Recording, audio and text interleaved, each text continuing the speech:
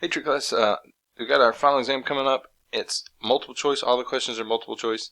So I just wanted to go over how I could do a multiple choice test with the TI, how the TI can help, which is going to be a huge help on that. Now, a question like number one, there's several questions on here.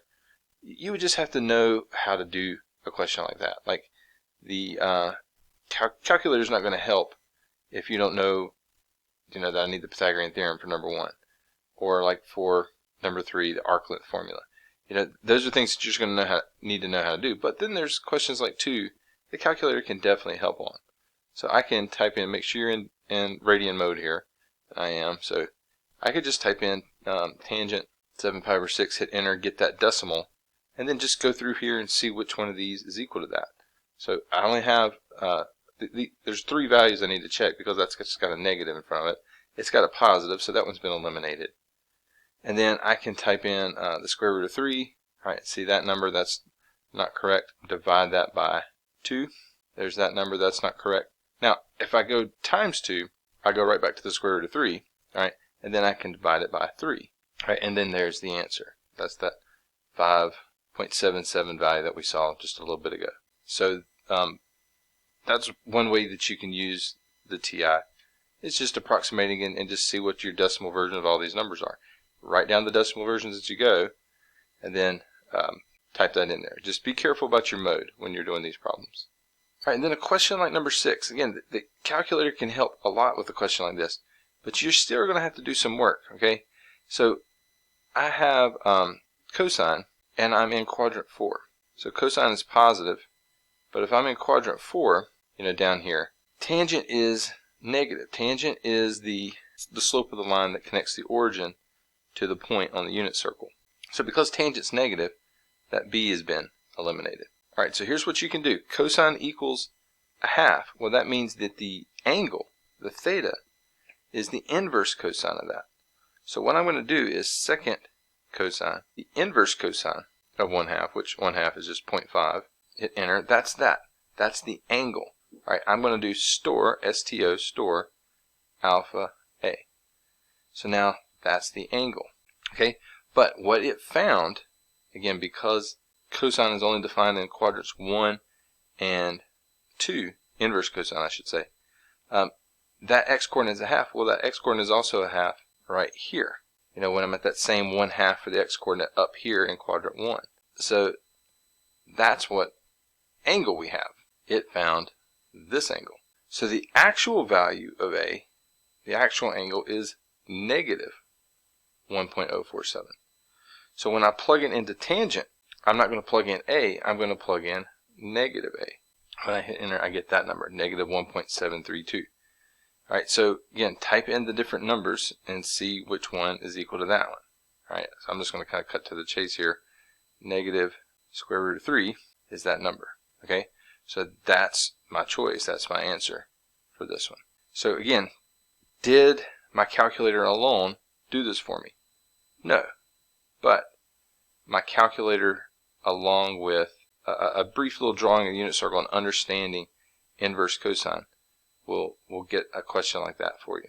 All right, same thing here. Pick a random number. Doesn't matter what number you pick. So I'm going to pick, just don't pick like cosecant is undefined at pi, and tangent is undefined at pi over 2. But if you just pick a random number, like a random decimal, like 4.7, and you store that as alpha A, as our angle again.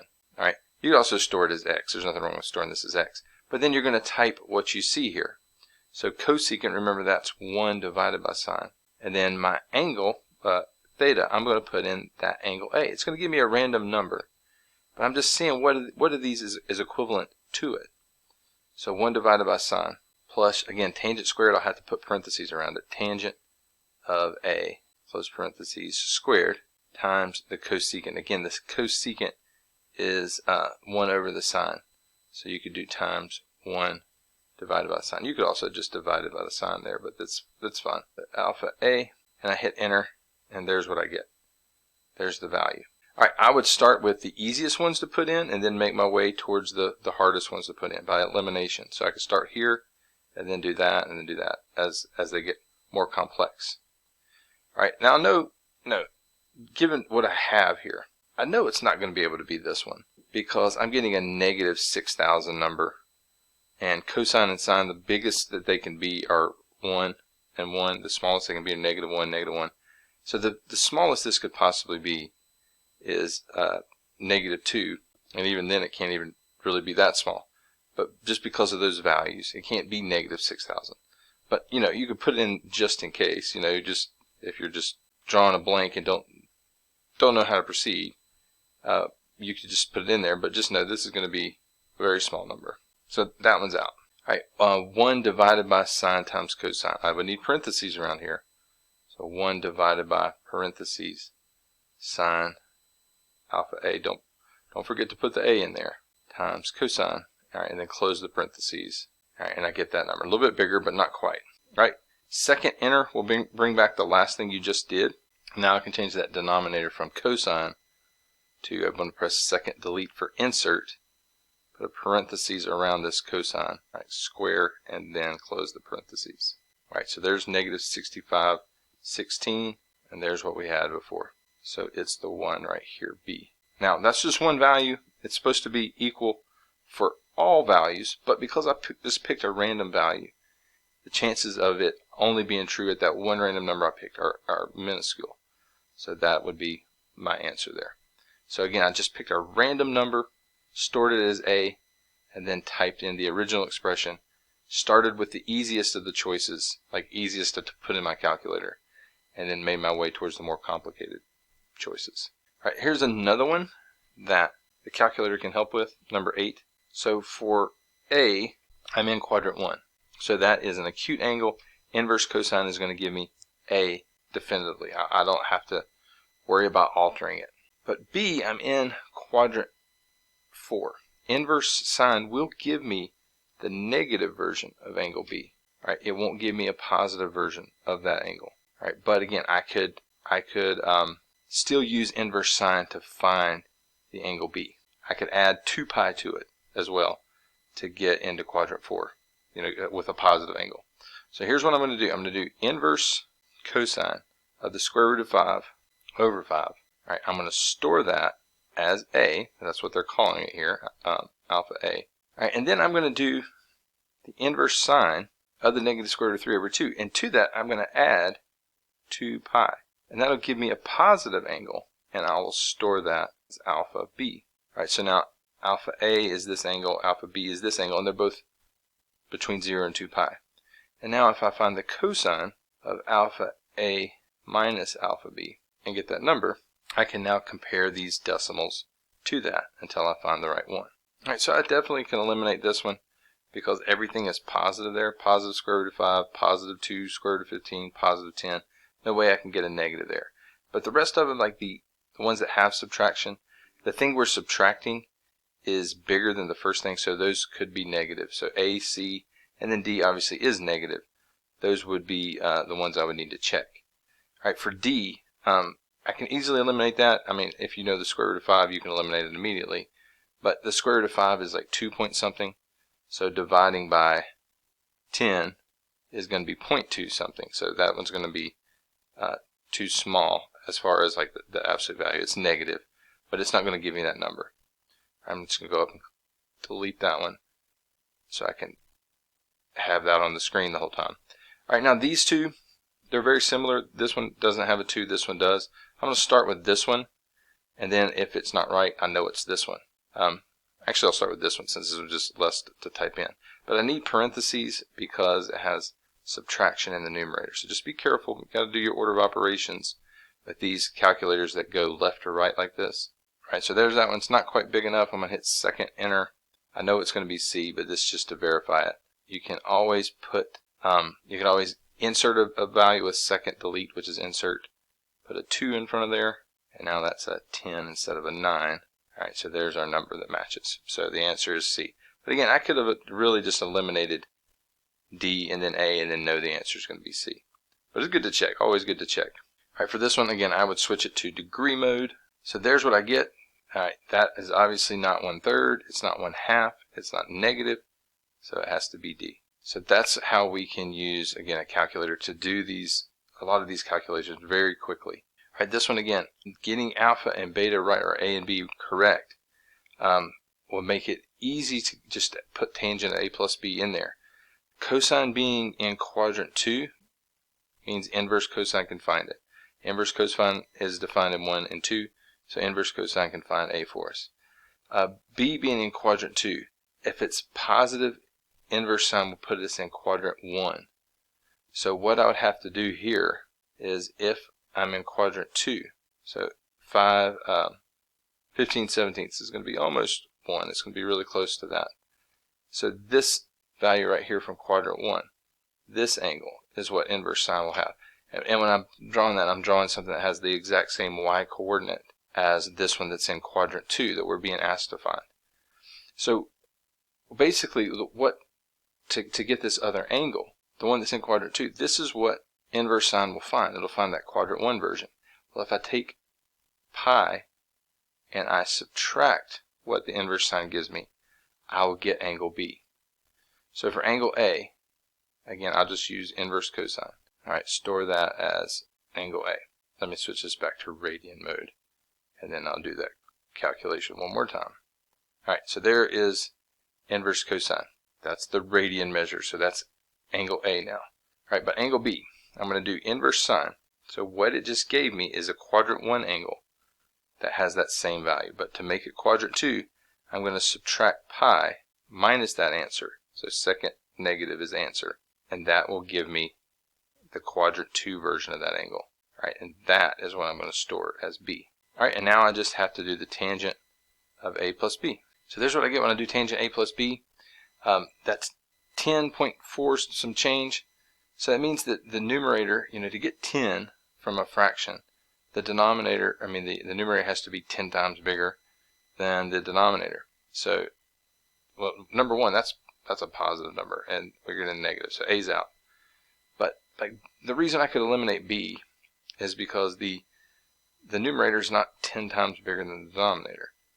171 times 10 would be 1,710. So that's not big enough. So C, looks like C is the only one, and then D is a proper fraction. This would have to be improper to be bigger than 1. So it looks like it's got to be C. Let's do 220 divided by 21 just to verify. Yeah, and then it's negative. So yeah, so C is my choice here. So again, inverse cosine to get A, because we're in quadrant 2, you don't have to do anything to that. Inverse sine to start the process to get B, but because it's quadrant 2, we need to subtract pi from that to get the right value.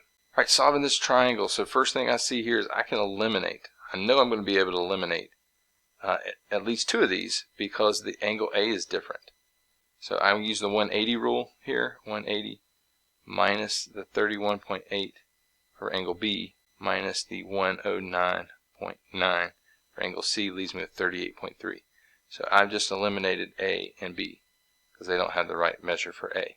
All right, but then from there, you've narrowed it down to from a 1 in 4 chance to 1 in 2 chance. Again, if you didn't know how to solve the triangle, look for things like the sides opposite the angles have to be proportional, meaning like angle C is the biggest. It's a obtuse angle. So side C would have to be the biggest. And we see side C is the biggest in both of these options. Angle B is the smallest, since 38 is the unknown angle. So side B, 12.26, would need to be the smallest, and it is. So from here, we would have to know how to do it. So you could do something like the law of sines to complete the process to come up with which value is C or which value is A, since we know angle A now. But since you have angle B and side B, I would probably use the law of sines to finish that off to figure out which value for C is correct. All right, a question like this, when I'm saying this, I mean 13, the vector. Be able to sketch where you would be. So this is negative. So that means we're moving to the left first, and then positive. That means we're up here in quadrant 2 somewhere. All right, so the angle measure I have would have to be in quadrant 2. So if you look, that's out. That's not in quadrant 2. All right, the rest of these are in quadrant 2. So that's one part of it. Now the other part is knowing how to find the magnitude, because it's magnitude and direction. So this is a Pythagorean triple if you recognize it, so you could just use that. If not, that's the Pythagorean formula. I'm sorry, the Pythagorean theorem.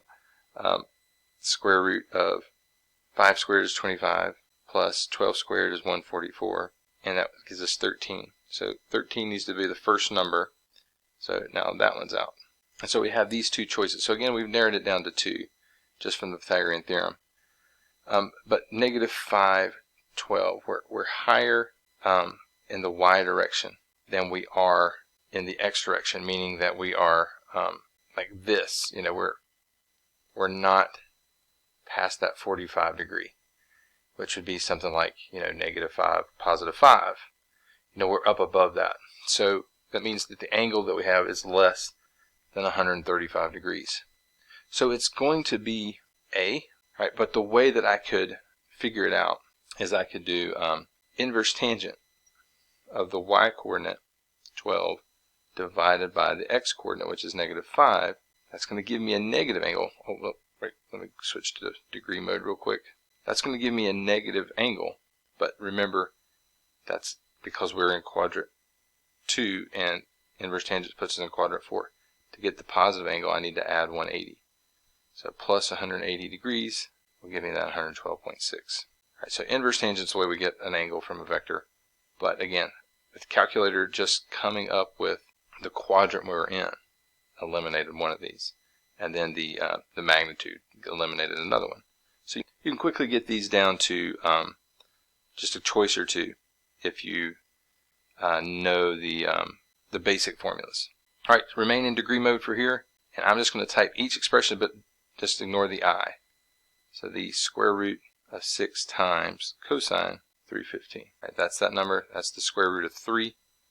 All right, again, I had that decimal memorized, but you could. We're doing the part that doesn't have the I, so that's going to be the part that doesn't have the I here. So just going through there, looking at those. If I type just the part without the I, which would, the first choice there is the square root of 3. I get that, which means that's going to be the right answer. All right, here's another one that has the 180 degree rule, solving this triangle. So we got 75 and 50. So if I do 180 minus 75 minus 50, I get 55. So that eliminates A and B. All right, now the other one is whatever angle we have here. So we know this is 55 degrees, right? This is the angle we just found. Well, angle A is 50 degrees. This is 55. So angle A is the smallest. That means side A has to be the smallest. So of these two, you can look and see here, 825, 655. 825 is bigger than 655. That needs to be the largest side because it's beside the largest angle. So angle, or side C, or choice C is eliminated. So it's B, it's D, and I haven't done any trigonometry on that one. Just basic understanding of how triangles work is enough to get it from these choices. All right, we're going from P1 to P2. That means to get the vector, I would subtract the number for the x coordinate here minus the x coordinate here. So that would be negative 5 minus 6. And I see there I get negative 11. So anything that doesn't have a negative 11 in front of I can eliminate, which would be everything here. And that would just be my answer. All right, on the last question here, the magnitude of the vector is 8, and the angle is 30 degrees. So if you take any of these and just square the x and square the y, and you don't get 8, then you could eliminate that. Looking at these, all of them would give me 8, so I'm not going to eliminate anything from just the magnitude. All right, 30 degree angle, that's acute. So an acute angle will not have any negative sines or cosines. So that would be eliminated because of the negative 4 in front of the square root of 3. All right, so the other ones are on the table. The formula here would be the magnitude times the cosine of the angle would be the I component of the vector, and then the magnitude times the sine would be the j component of the vector. So this would again switch to degree mode. So 8 times the cosine of 30 is that number. Okay, that's not a rational number, so I can easily eliminate 4. So it's definitely not the negative one, and it's definitely not 4. So it's either the square root of 2 or the square root of 3 times 4. So what I can do is take that number, again that's the I component, take that number and divide by the square root of 2. If I don't get 4. If I don't get 4 here, then that means that it's D. If I do get 4 here, that means that it's A, because I'm dividing away the thing that's making this an irrational decimal. I'm dividing away the radical part. So I'm going to hit enter. I'm not going to get 4, so that means it was D. D was my choice. All right, just so you can see it, if I would have gone up here, hit delete. If I would have divided then instead by the square root of 3 instead of the square root of 2, I would have gotten 4, and that way I would have known it was D.